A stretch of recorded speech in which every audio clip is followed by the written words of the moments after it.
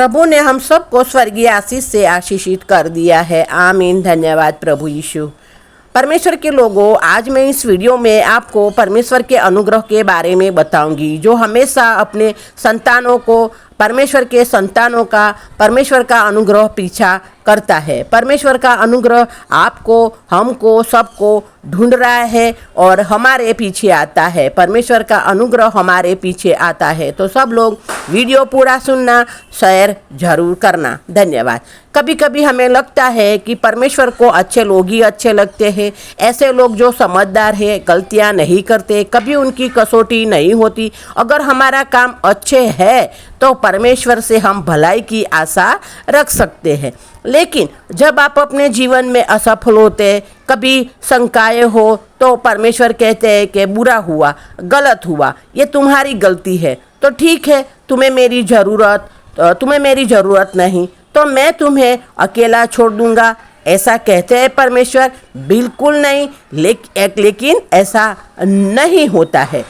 इससे विपरीत है, क्योंकि जब हम सब गलती करते हैं तो परमेश्वर मुंह नहीं मोड़ते, हमें अकेला नहीं छोड़ते। हमें चाहे कितनी भी बड़ी गलती कर ले, लेकिन परमेश्वर हमें अकेला नहीं छोड़ते, बल्कि परमेश्वर हमें ढूंढते हैं। परमेश्वर का अनुग्रह हमारे पीछे आता है। जब कभी हमें शंका होती है, संदेह होता है, परमेश्वर कहते हैं कि क्या हो गया, तुम्हें भरोसा करना चाहिए। अगर हम गलती करते हैं, बड़ी गलती करते हैं, तो परमेश्वर हमें कहते हैं कि क्या हो गया, तुम्हें भरोसा करना चाहिए, ऐसा हमें कहते हैं? बिल्कुल नहीं। लेकिन ऐसा बिल्कुल नहीं। परमेश्वर विश्वास वालों को छोड़कर हमारे पास आएंगे। विश्वास करने वालों को छोड़कर उसके पास, जिसको संदेह है, उनके पास परमेश्वर पिता आएंगे। प्रभु यीशु ने हमें एक उदाहरण दिया था, जिसके से 100 भेड़ें थी, पर उनमें से एक खो गई। तो चरवाहे ने 99 भेड़ को छोड़कर वह एक भेड़ को खो गई थी, जो उनको ढूंढने गया। इसका मतलब है कि परमेश्वर का अनुग्रह ढूंढता हुआ आया उस भेड़ को। लेकिन हम खारिज करते हैं और कहते हैं कि परमेश्वर को उनसे कोई मतलब नहीं। कभी कभी हम भी ऐसा कहते हैं, खारिज करते हैं, है ना। कभी सोचते हैं कि हमारा चर्च जाने का कोई मजाक बनाता है, वो गलत है। कि जो गलत जिंदगी जीती है, हमारा चर्च जाने के लिए कोई हमारा मजाक बनाता है। जब हम ऐसे सोचते हैं, आपको पता है, नए नियम में सबसे ज़्यादा पत्रियाँ इसके द्वारा लिखी गई जो विश्वासियों से बहुत नफरत करता था। शाऊल, है ना, शाऊल जो कलीसिया का सबसे बड़ा दुश्मन था, विश्वासियों को परेशान करता था, जेल में डालता था। लेकिन फिर भी एक बार वो दमिश्क जा रहा था, विश्वासियों को दंड देने के लिए जा रहा था। रास्ते पर उसके ऊपर एक तेज रोशनी चमकी, वह गिर पड़ा। एक आवाज़ आई, शाऊल तू मुझे सता क्यों रहा है, मेरे लोगों को तू क्यों सता रहा है। उसके बाद शाऊल प्रेरित पौलुस बन गया। पौलुस बन गया और बाइबल के नए नियम के ज़्यादा हिस्सा उसने लिखा। प्रेरित पौलुस ने नए नियम का ज़्यादा हिस्सा लिखा। क्या हुआ? परमेश्वर का अनुग्रह पौलुस को ढूंढता हुआ आया। कभी भी किसी को खारिज ना करें। हमें किसी को खारिज नहीं करना है, किसी को हमें धुतकारना नहीं है। आपके परिवार के लोग हो या फिर आपके साथ जुड़े हुए कोई भी लोग हो, कभी हम सोचते हैं कि वह उनका भाग्य कभी नहीं पा सकेगा। हम सोचते हैं कि कभी उसका भला नहीं होगा, वो कभी सही बात नहीं करेगा। लेकिन ऐसा नहीं है, क्योंकि परमेश्वर का अनुग्रह उनको ढूंढता है। आप उनको खारिज करते हैं, धुतकारते हैं, ऐसे लोगों को परमेश्वर का अनुग्रह ढूंढता है। लेकिन परमेश्वर ऐसे कभी नहीं करेंगे। हम खारिज करते हैं, लेकिन परमेश्वर ऐसा नहीं करेंगे। परमेश्वर को अपनी तरह उनको कैसे खींचना है जानते हैं। परमेश्वर सभी बच्चों को अपनी तरह कैसे खींचना है वो जानते हैं। जो साउल को बदल सकते हैं, जो साउल को बदल सकते हैं, जो विश्वासियों का दुश्मन था, कलीसिया का दुश्मन था, उनको बदल सकते हैं परमेश्वर। तो और उनको बदल करके पौलुस को, कलीसिया का जो दुश्मन था सबसे बड़ा, उसको बदल करके उसको ही परमेश्वर कलीसिया की धरोहर बना सकते हैं। तो वैसे ही साउल की तरह परमेश्वर हमारे परिजनों को, हमारे परिवार के लोगों को बदल सकते हैं। जैसे पौलुस को बदला, वैसे भी परमेश्वर हमारे परिजनों को, हम सबको बदल सकते हैं, हमारे जीवन को बदल सकते हैं, हमारे संतानों को भी बदल सकते हैं, चाहे हमारे संतान कैसे भी हो। हाँ, इसी व्यक्ति यानी पौलुस ने रोमियो की पत्री नए नियम में लिखी उस अनुग्रह के बारे में जो परमेश्वर हमें मुफ्त प्रदान करता है। जो अनुग्रह परमेश्वर में मुफ्त प्रदान करते हैं, उनके बारे में पौलुस ने रोमियो की पत्री में लिखा। अगर कोई अनुग्रह को समझा तो वो पौलुस था। इस अनुवाद में एक शब्द मुफ्त का शब्द इस्तेमाल किया है, वो है स्वच्छंद। मतलब परमेश्वर का अनुग्रह सबके पास जाएगा, स्वच्छंद है, खुला है, छुट्टा हुआ है, उन पर कोई कंट्रोल नहीं है। वो किसी के पास भी, किसी के साथ भी होंगे, फर्क नहीं पड़ता। इसी प्रकार का है परमेश्वर का अनुग्रह। आप शराब के नशे में है और परमेश्वर का अनुग्रह आपको ढूंढता है। आप गलत जगह काम कर रहे हैं, लेकिन फिर भी परमेश्वर का अनुग्रह आप हम सबको ढूंढता है। आप लोगों को धोखा दे रहे हो, बेईमान होते हो, कोई भी निष्ठा नहीं, लेकिन फिर भी परमेश्वर 99 को छोड़ देंगे और आपको ढूंढेंगे, आपके पीछे, हमारे पीछे आएंगे। आप निराश हो सकते हैं, जीवन में हार मान सकते हैं या जीवन में हार मानने वाले हो, लेकिन खुशी की बात यह है कि परमेश्वर का अनुग्रह आपको ढूंढते हुए आपके पीछे आएगा। चाहे आपने गलतियां की हो, जीवन में आप वहाँ नहीं हो, अपने जीवन में आप वहाँ नहीं हो जहाँ आपको होना चाहिए।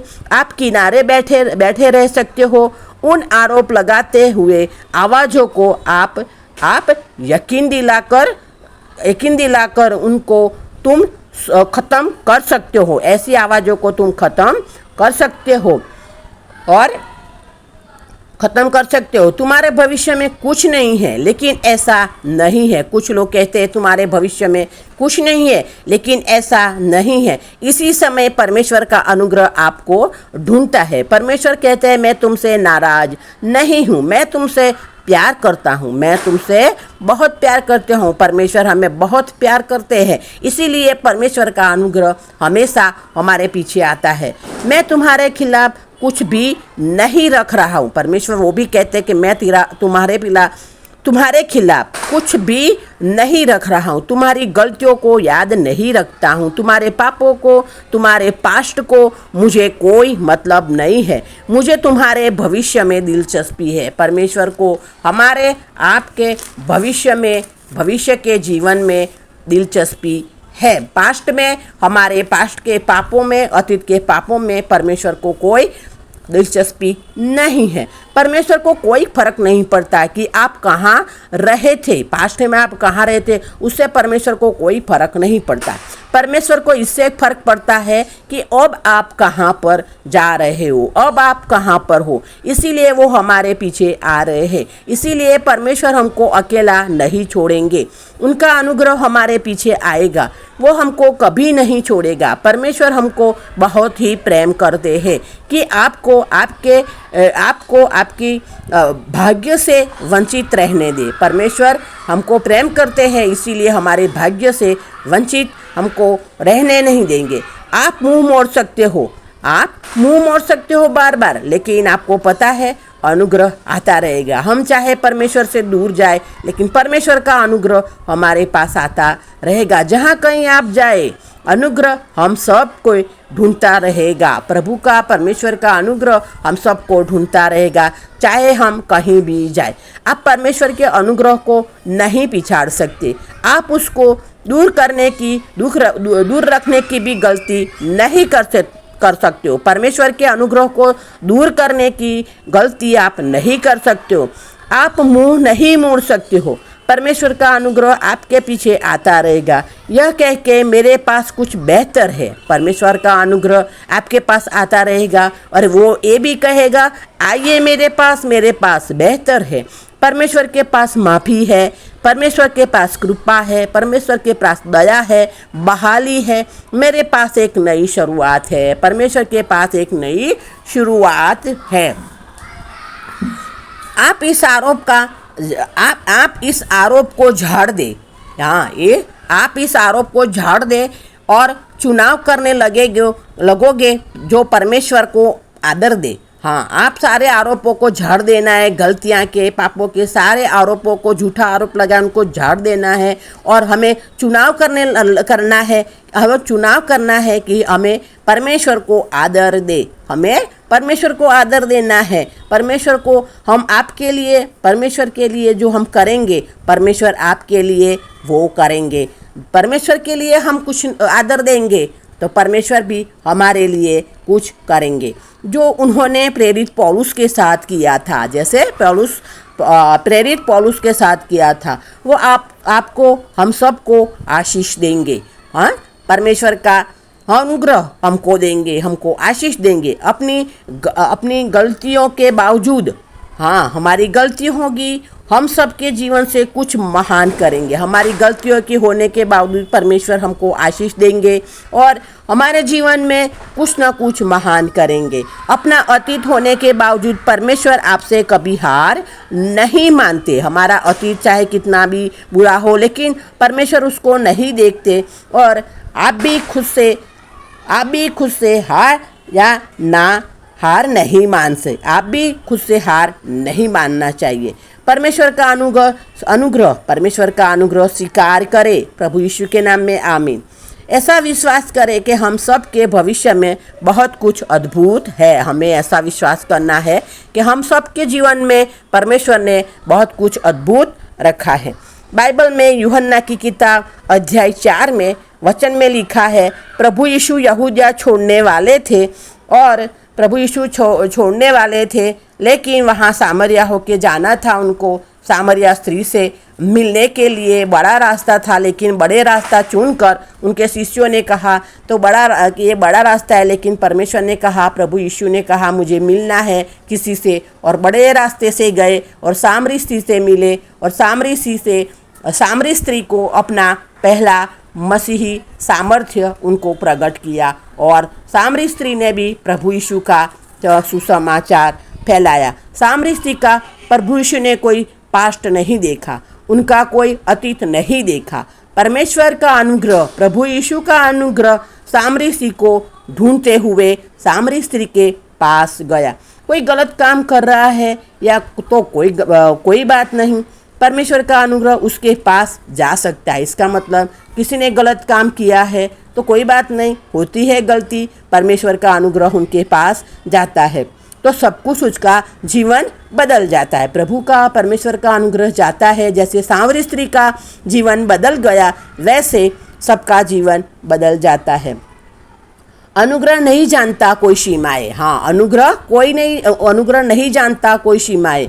अनुग्रह क्या है? असीमित है। अनुग्रह असीमित है। वो अलग भक्ति करते हैं, अलग विश्वास करते हैं, ये बात परमेश्वर को नहीं रोकता। अनुग्रह उन्हें ढूंढ रहा है। हमारी पदवियाँ सृष्टि के रचयिता के लिए सीमाएं तय नहीं करती। वो मुस्लिम है, वो हिंदू है, वो बौद्ध है, ये परमेश्वर को नहीं रोकता। हमारे परमेश्वर सर्वशक्तिमान है। हमारे धार्मिक नाम, हमारे अलग अलग पंथ सृष्टि रचयिता को, परमेश्वर को नहीं रोकते हैं। आमीन।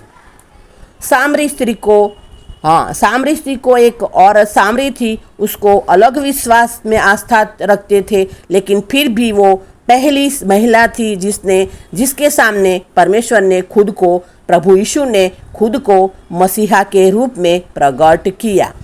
किसी यहूदी अगुवे को नहीं किया। हाँ, सामरी स्त्री जो गलत काम थी, उनका गलत पास था, उनके सामने प्रभु यीशु ने अपने आप को मसीहा के रूप में प्रकट किया, किसी यहूदी अगुवे के सामने नहीं, किसी प्रभु घर के रब्बियों के सामने नहीं, आज की भाषा में बोला जाए तो किसी पॉप के सामने नहीं, टेलीविज़न के किसी मिनिस्टर के सामने नहीं, लेकिन वो क्लब में काम कर रही थी। हाँ, वो क्लब में काम कर रही थी, उसके सामने किया।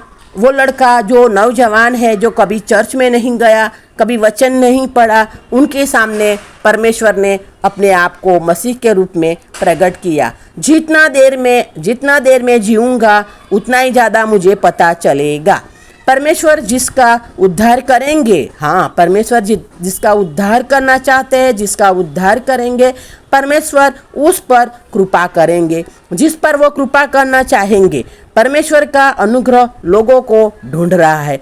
जिनका कोई अच्छा नाम नहीं, काम नहीं, लोग जिन्होंने गलतियां की और असफल रहे, वो किसी भी परिस्थिति में घुस सकता है। हाँ, परमेश्वर का अनुग्रह किसी भी परिस्थिति में घुस सकता है।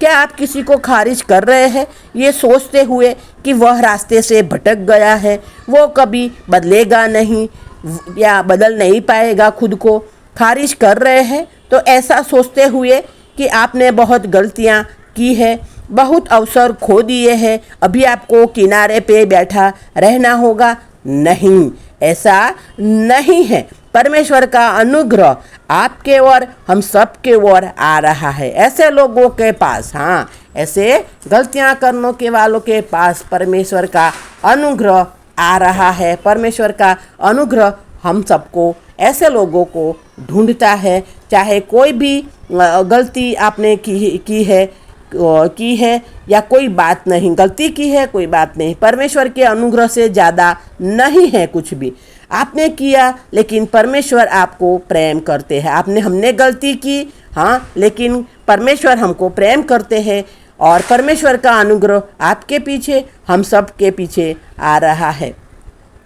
आप अब भी वो बन सकते हैं जो बनने के लिए परमेश्वर ने आपको रचा है। हमें हार नहीं माननी, हिम्मत नहीं हारनी है, क्योंकि अब भी हम परमेश्वर के अनुग्रह से हम जो जीवन में नहीं बन सकते वो अब भी हम बन सकते हैं।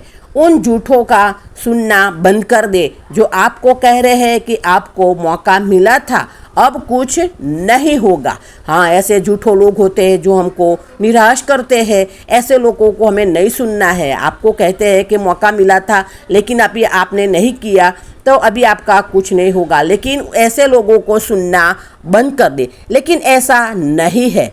क्यों? परमेश्वर हमें दूसरा मौका देंगे। हमारे जीवित प्रभु हमको बहुत खूब प्रेम करते हैं, इसीलिए हम जीवन में हार चुके हैं, हम सोचे कि हमारा कुछ नहीं होगा, लेकिन ऐसा नहीं। परमेश्वर हमें दूसरा मौका भी देंगे। वो हम सबको कभी भी छोड़ेंगे नहीं। हम सबको हमारे जीवन के लिए उनका बुलावा पलटा नहीं जा सकता। परमेश्वर का जो बुलावा हमारे जीवन में है, उनको पलटा नहीं सकते। उनका अनुग्रह आपके पास वापिस आता रहेगा, वापिस बार बार उनका अनुग्रह आपके पास आता रहेगा।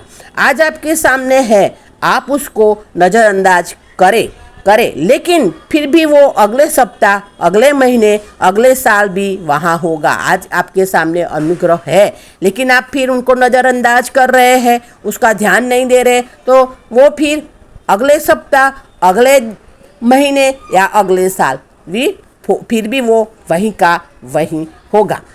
बाइबल में यूना ने शास्त्र वचन में वही किया। प्रभु ने उन्हें निनवे शहर जाने के लिए कहा था, पर वो दूसरी दिशा में यानी तारसीस चला गया। अंत में उसे जहाज से समुद्र में फेंक दिया। उसे डूब जाना चाहिए था, उसका ये अंत हो जाता। पर एक व्हेल मछली के रूप में अनुग्रह प्रकट हुआ। बड़ी मछली ने उसे निगल लिया और 3 दिन बाद उसे उगल दिया सूखी भूमि पर। इसका मतलब परमेश्वर का अनुग्रह आप पिछाड़ नहीं सकते।